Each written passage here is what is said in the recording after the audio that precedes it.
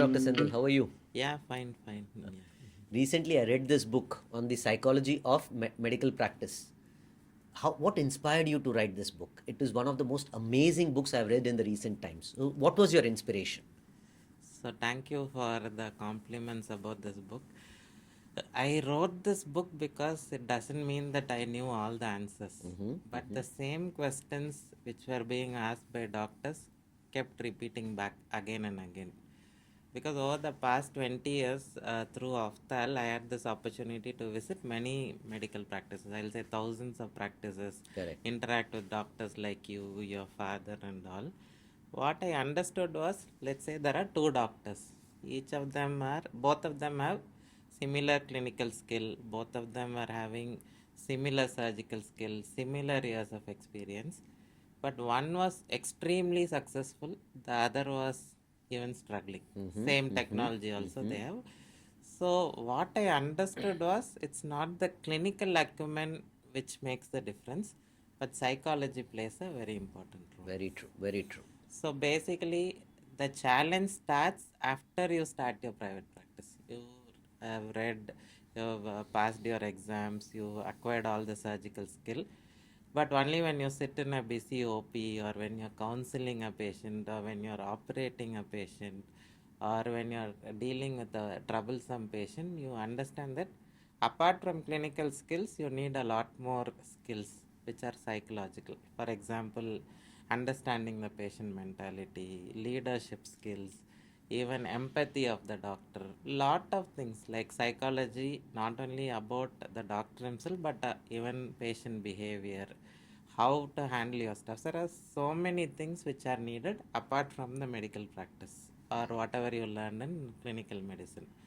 So that was the inspiration to write the book. We have Great. covered all these aspects in this book. Great. Now, brings me to one more question since you were talking about empathy. So, what is the difference between empathy and sympathy in simple words? So I'll give you the example of Tata Motors. So basically, Ratan Tata, when he was going on his car, he saw this family of four people who were going in a two-wheeler, Two in a wheeler. Okay. motorcycle. They were drenched in the rain. So he felt sympathy for them, and then he created the Tata Nano car. So this was a product which was born out of sympathy. Sympathy. Okay. Okay. So empathy is basically, let's say same Tata company also created another product called the Tata Ace, which is that small vehicle carrying the loads. So that was born out of empathy basically because the engineers who developed Tata Ace was empathizing with the driver who was not able to have this big load of smaller loads, who was not able to carry smaller loads in his vehicle, the amount of fuel spent, all those things. So, and even the empathy towards the customer who was paying for a small load, he had to pay for the full Huge load. amount. Yes. So, a product born out of empathy succeeded, and you know what happened to Tata Nano because it was born out of sympathy. Sympathy. So, sympathy is not being in the shoe of the other person, but just feeling sorry for him. But empathy is thinking as that other person, being in the shoes of the other person. So when counselors are counseling for a patient, if they're sympathizing with the patient, it may not work out. But if they have empathy towards the patient, It that will. patient will also accept for the procedure. So these are also the aspects which we have covered in the book. Difference Wonderful. between sympathy and empathy. So this is Excellent. all a psychological understanding which you have to know before you actually start your practice. That was a very wonderful way of actually describing sympathy and empathy. Now I'll go to my next question. So we have all been through medical schools. Why do you think medical schools don't teach you how to, use psychology to practice medicine? So medical schools have a curriculum which is focused on making you a good clinician. So they teach you anatomy, physiology, pharmacology, or even medicine, surgery, and all. The focus is on making you a good clinician, diagnosing perfectly, or doing that surgery perfectly.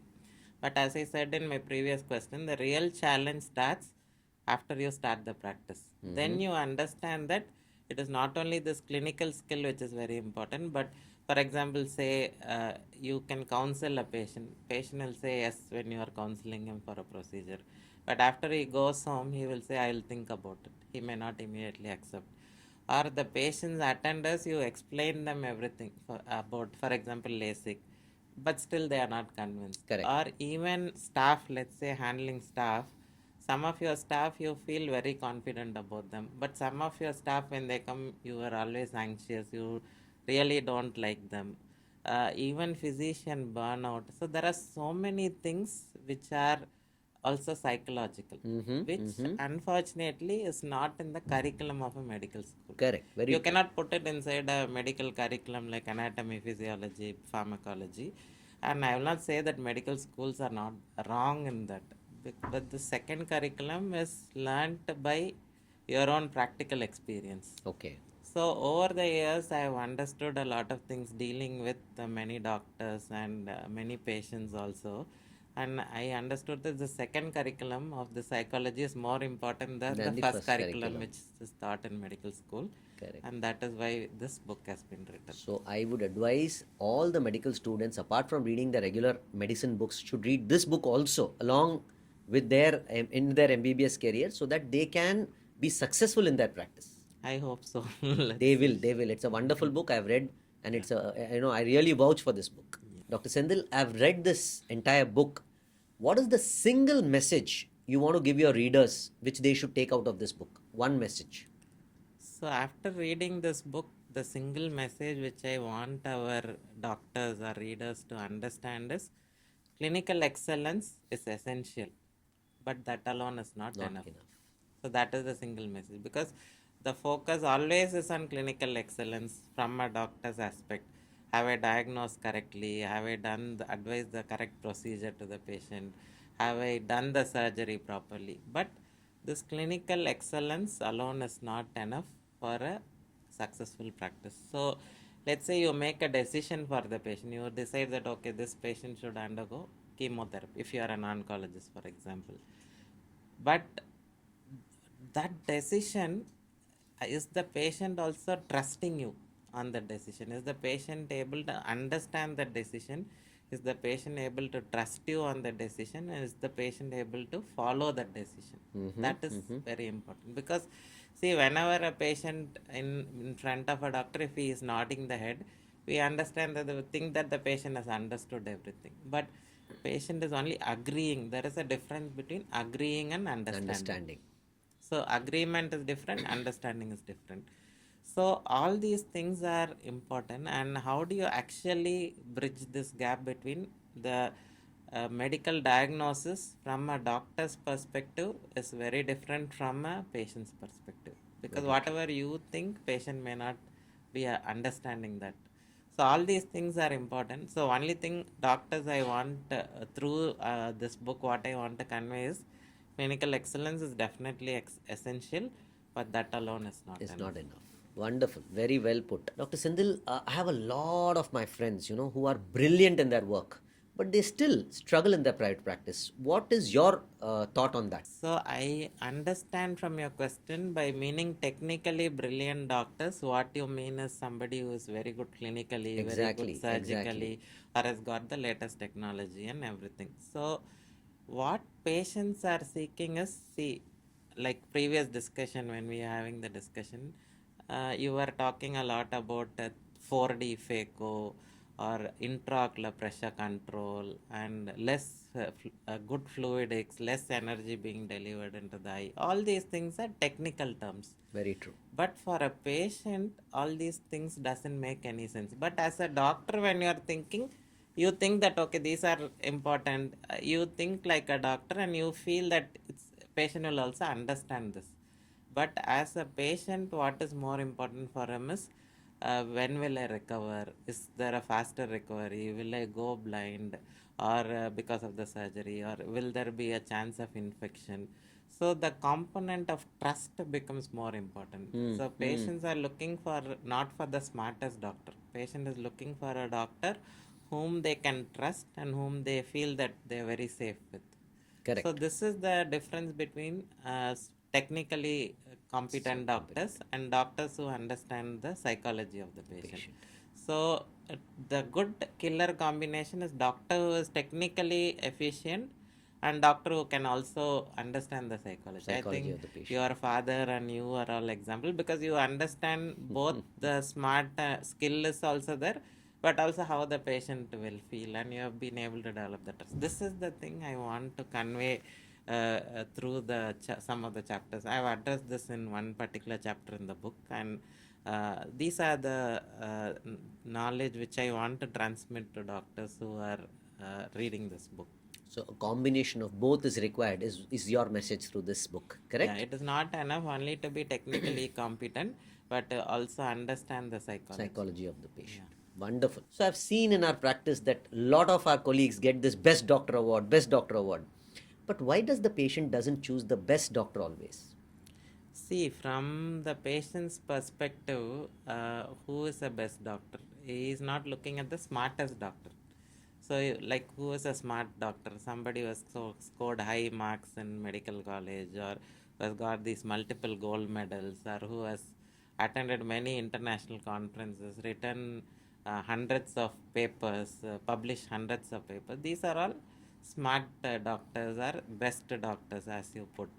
But patient is not looking from a patient's mind. He is not looking. I will not say he is not looking at the best doctor alone, but he is also looking at a doctor whom he can trust and feel safe. Exactly. So how can somebody be a best doctor? Maybe by another patient referring. For example, Amrit Hospital, somebody goes and gets operated in your hospital.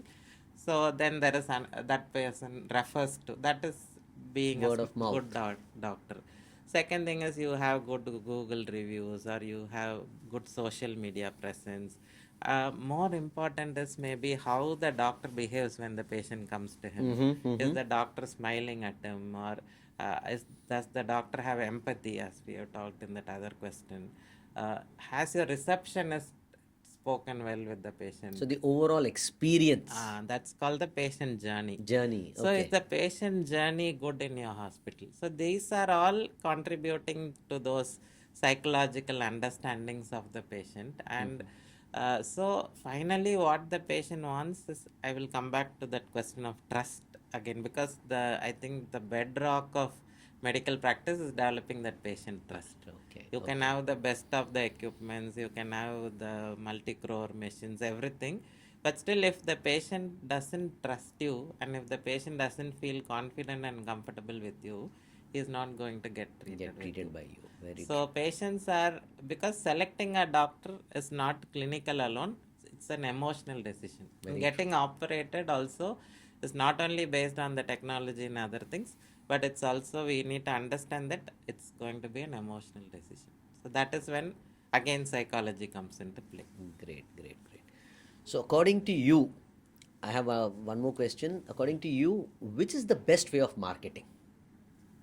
So you want to sell yourself. What is the best way of marketing yourself? See, I think the best way of marketing is doctors should understand the difference between PR and marketing, or advertising and marketing. Because many times, many doctors go and right away go say that I'll give you 50% off, or I've got the best technology and all these things.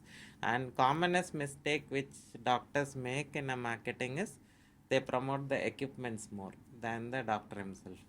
I've got, I don't want to name any technology. I've got this latest technology, 4D phaco, or ultrasound, 4% lesser ultrasound. All these things are, and does the patient really understand these things? It's not. The patient is more taking an emotional decision of getting operated, as we already discussed.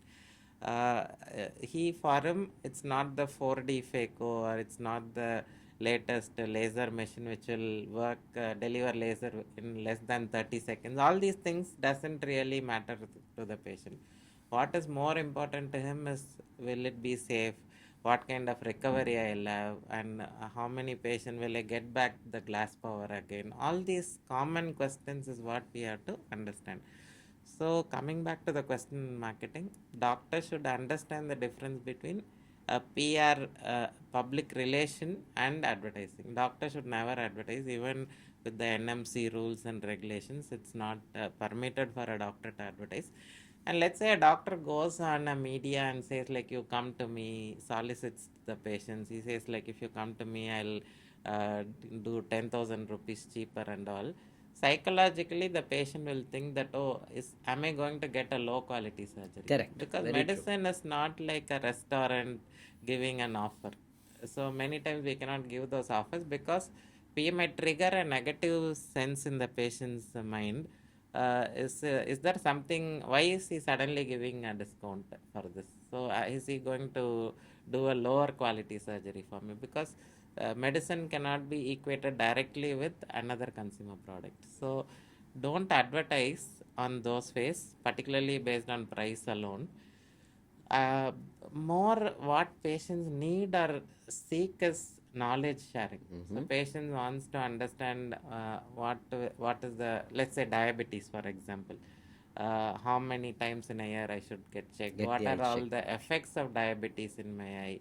What kind of latest treatments are available for diabetes? Or you conduct a camp to reach out to people who are not able to come.